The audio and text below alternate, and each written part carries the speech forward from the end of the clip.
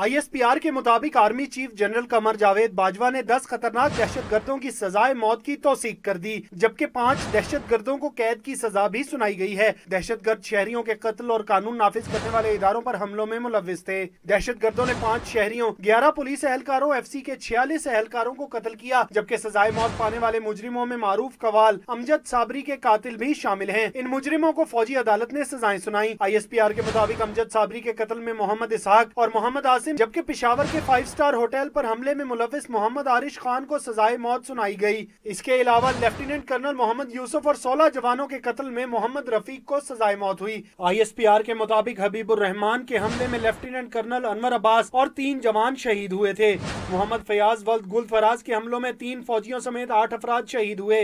इस्माइल शाह वल्द नेक बादशाह और फजल मोहम्मद वल्द अब्दुल मतीन फोर्सेस पर हमलों में मुलविस थे, जबकि हजरत अली वल्द मोहम्मद अली 4 फौजियों और हबीबुल्लाह वल्द अनवर बेग पुलिस कांस्टेबल के कत्ल में मुलविस था। साथी रिपोर्टर नवीद सदीकी के साथ फहद चौधरी, डॉन न्यूज, इस्लामाबाद।